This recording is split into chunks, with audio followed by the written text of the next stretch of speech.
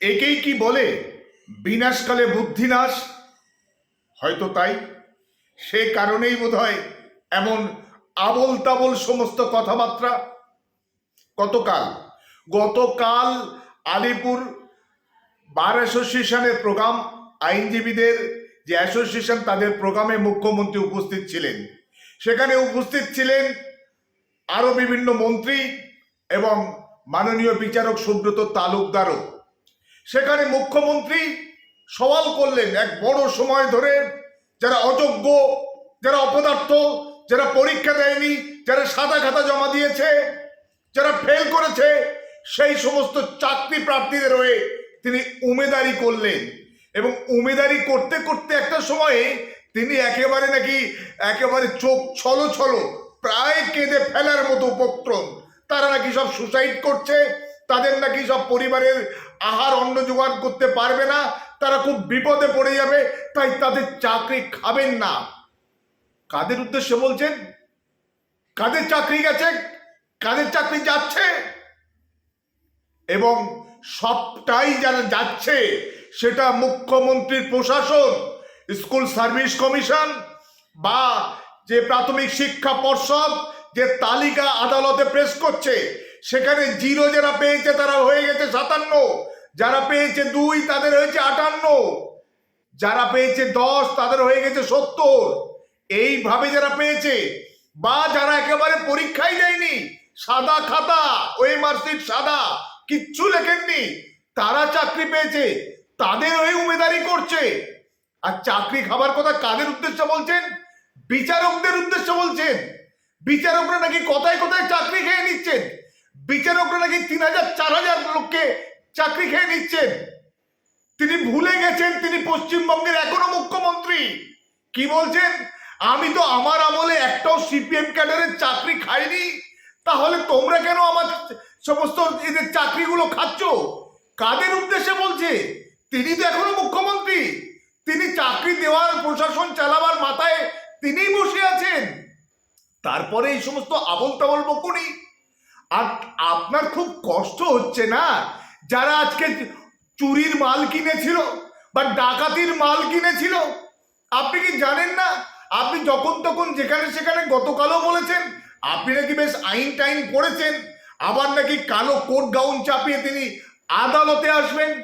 আদালতে একটা খুব বহুল প্রচলিত একটি ধারা আছে ইন্ডিয়ান পেনাল কোডে, যে 379-তে চুরি করলে 411-তে যদি রিকভারি হয়, সেখানে 411-তে যে যার কাছ থেকে রিকভারি হবে সেই রিকভারি চুরির মাল বাজেয়াপ্ত হবে এবং যার মাল তাকে ফেরত দেওয়া হবে, অরিজিনালি যার প্রাপ্য বা যার ছিল তাকে ফেরত দিতে হবে। এবং 411 ধারায় 3 বছর পর্যন্ত জেল এবং জরিমানা আছে। ঠিক ওই মালটা যদি ডাকাতির হয় তাহলে কিন্তু একেবারে 412 ধারায় 10 বছর পর্যন্ত জেল এবং জরিমানা আছে। এবং যে চুরির মাল কিনেছে বা নিয়েছিল সেই মালও বাজেয়াপ্ত হবে এবং যাদের প্রাপ্য বা যাদের জিনিস ছিল তাদেরকে ফেরত দেওয়া হবে। আদালত তো সেটাই করছে, আইনের শাসন বলবৎ করছে। কিন্তু এখনো পর্যন্ত যারাই চুরির মাল কিনেছিল, অর্থাৎ এই অযোগ্য অপদার্থ সমস্ত group C, group D, school নবম দশম প্রাইমারি থেকে আরম্ভ করে একাদশ দ্বাদশ আরো অন্য সমস্ত চাকরি আপনার দলের নেতা মন্ত্রীরা সব বিক্রি করেছে। তা আপনি সেই সমস্ত অযোগ্য অপদার্থদের জন্য আপনার চোখ ছলো ছলো। দুর্ভাগ্য, আপনি কি সেই অপদার্থ সমস্ত চাকরি চুরি করা লোকদের হয়ে আপনি এত কথা বলছেন? আর আজকে যারা 730 দিন অর্থাৎ 2 বছর গতকাল পূর্ণ করেছে, সেই রাস্তার ধারে কলকাতার রাজপথে বসে রয়েছে, তাদের আপনি মুখ্যমন্ত্রী নন? তাদের দুঃখ কষ্ট, তাদের পরিবারের যন্ত্রণা, তাদের যন্ত্রণার যোগ্যতা থাকা সত্ত্বেও তাদের যে বুকের হাহাকার, তাদের আর্তি এবং আকুতি, কোনোটাই আপনার মুখে বাজে না। আপনি কি তাদের মুখ্যমন্ত্রী নন? আর সর্বোপরি এই বাংলার যে শিক্ষা ব্যবস্থা, আমরা সবাই মানি এবং জানি শিক্ষা জাতির মেরুদণ্ড, সেই শিক্ষা ব্যবস্থাটাকেই একেবারে ভেঙে চুরমার করে দিচ্ছেন আপনার প্রশাসন, আপনার নেতা মন্ত্রীরা, আপনার শান্তনু কুন্তলরা, আপনার সুবীরেশরা। আর আপনি মশাই তাদের হয়ে উমেদারি করছেন। শিক্ষা যদি শেষ হয়ে যায় জাতি বাঁচবে কি করে? আজকের অপদার্থ অযোগ্যরা আজকের স্কুলে সব ঢুকে পড়েছে, তাদের চাকরি না খেলে তারা শেখাবে কি, পড়াবে কি? যোগ্যরা রাস্তার ধারে রাজপথে বসে থাকবে, আর অযোগ্য অপদার্থরা বহল তবিয়াতে আপনার মাইনে তুলবে। কার টাকা?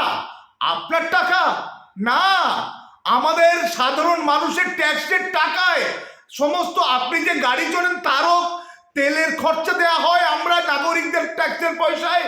এবং ওই যারা আজকের অযোগ্য অপদার্থ হয়েও মাসের পর মাস, বছরের পর বছর টাকা গুনে বাড়ি নিয়ে গেছেন, ওটাও কিন্তু সাধারণ নাগরিকদের ট্যাক্সের পয়সা। আপনি সেখানে বলতে পারেন না আপনার কাজ আইনের শাসনকে বলবৎ করা। যারা অন্যায়ভাবে চাকরি পেয়েছে ইমিডিয়েট তাদেরকে বরখাস্ত করে, যারা যোগ্য, যারা মেধা সম্পন্ন, যাদের ন্যায্য পাওনা ছিল তাদেরকে চাকরি ফিরিয়ে দেওয়া।